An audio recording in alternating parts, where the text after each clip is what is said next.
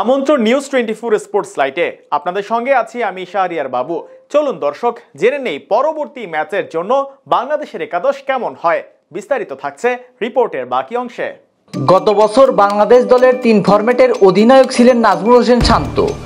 এর মধ্যে চলতি বছরের জানুয়ারিতে তিনি টি-20 দলের নেতৃত্ব ছাড়ার ঘোষণা দেন। ওয়েস্ট ইন্ডিজের বিপক্ষে সর্বশেষ টি-20 সিরিজের দলেও ইনজুরির কারণে ছিলেন না শান্ত। ফলে ওই সিরিজটির জন্য বাংলাদেশ দলের অধিনায়কত্ব সামলান লিটন দাস। তার নেতৃত্বে 3 ম্যাচ টি-20 সিরিজে টাইগাররা ক্যারিবীয়দের হোয়াইট ওয়াশ করেছিল। তবে সংক্ষিপ্ত সংস্করণের ক্রিকেটে বাংলাদেশের স্থায়ী অধিনায়ক কে হবেন সেই প্রশ্নের এখনও মীমাংসা হয়নি। নতুন করে টাইগারদের টি-20 অধিনায়কত্ব নিয়ে আলোচনা চলছে। গুঞ্জন রয়েছে লিটনই হচ্ছেন টাইগারদের পরবর্তী টি-20 অধিনায়ক।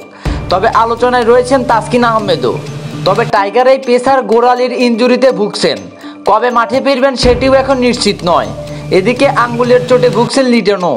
তবে বিসিবির মেডিকেল বিভাগ আশা করছে আসন্ন আরব আমিরাতের বিপক্ষে সিরিজের আগেই ফিট হয়ে উঠবেন লিটন।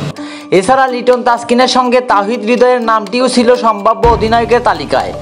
তবে ডিপিএলে একাধিকবার অনাকাঙ্ক্ষিত ঘটনার জন্ম দেওয়ায় তরুণ এই ব্যাটারের প্রতি সেই ইতিবাচক দৃষ্টিভঙ্গি বজায় থাকা নিয়ে প্রশ্ন রয়েছে। সবকিছু ঠিক থাকলে সম্ভবত লিটনই হচ্ছেন বাংলাদেশ দলের নতুন টি-20 অধিনায়ক। যদিও এ বিষয়ে এখনই বিস্তারিত কিছু বলেননি বিসিবি।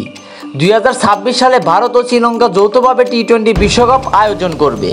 আসন্ন বিশ্বকাপ নিয়ে এখন থেকেই পরিকল্পনা করার কথা জানিয়েছেন বিসিবি। সেজন্য দেশের ক্রিকেটের অভিভাবক সংস্থাটি টি-20 ফরম্যাটটির অধিনায়ক ও কারা বিবেচনায় আছেন সেসব ক্রিকেটারদের এখন থেকেই পরিকল্পনার মধ্যে রাখতে চায়। পরিকল্পনা বাস্তবায়নে ক্রিকেটারদের উপর বাড়তি নজর দিচ্ছে বোর্ড। অন্যদিকে আগে থেকে কথা ছিল মে মাসে বাংলাদেশ ও পাকিস্তান ওয়ানডে সিরিজ খেলবে। তবে 2026 সালে টি-20 বিশ্বকাপ সামনে রেখে দুই দলই রাজি হয়েছেন টি-20 সিরিজ আয়োজনের। পাকিস্তানের মাটিতে আগামী 25 মে থেকে শুরু হবে এই সিরিজ। অবশ্য পাকিস্তান সফরের আগে সংযুক্ত আরব আমিরাতের বিপক্ষেও দুটি টি-20 ম্যাচ খেলবে বাংলাদেশ। সংযুক্ত আরব আমিরাতের বিপক্ষে আগামী 17 এবং 19 শারজাহ ক্রিকেট স্টেডিয়ামে অনুষ্ঠিত হবে ম্যাচ দুটি। এরপর এই মাসের শেষ দিকে মাঠে গড়াবে পাকিস্তানের বিপক্ষে বাংলাদেশের অ্যাওয়ে সিরিজ।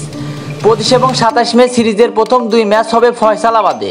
এরপর বাকি 3টি রাওয়ালপিন্ডিতে হবে 30 মে, 1 জুন এবং 3 জুন। আসন্ন সিরিজ দুটির জন্য দল ঘোষণা করেছে বিসিবি। ধারণা করা হচ্ছে আসন্ন 2 সিরিজের নেতৃত্বে দিবেন লিটন কুমার দাস। এর আগে সংক্ষিপ্ত সংস্করণের ক্রিকেটের নেতৃত্ব ছেড়ে দেন নাজমুল হোসেন শান্ত। এছাড়া ইনজুরির কারণে সিরিজ দুটিতে খেলতে পারছেন না তাসকিন আহমেদ। তার অবর্তমানে পেস ইউনিটে অভিজ্ঞ মোস্তাফিজের সঙ্গে দেখা যেতে পারে নাহিদ রানা ও তানজিম হাসান সাকিবকে। এছাড়া মোটামুটি টি-20 দলের নিয়মিত মুখদের নিয়ে স্কোয়াড সাজাতে পারে বিসিবি। আমিরাত ও পাকিস্তানের বিপক্ষে সম্ভাব্য স্কোয়াড: লিটন দাস অধিনায়ক, তানজিদ হাসান তামিম, পারভেজ হোসেন ইমন, তাওহিদ হৃদয়, শামীম হোসেন পাটোয়ারি, জাকির আলী অনিক, মেহেদী হাসান মিরাজ, নুরুল হাসান সোহান, শেখ মেহেদী হাসান, রিশাদ হোসেন, শরীফুল ইসলাম, নাসুম আহমেদ, হাসান মাহমুদ, নাহিদ রানা, তানজিম হাসান সাকিব ও মোস্তাফিজুর রহমান।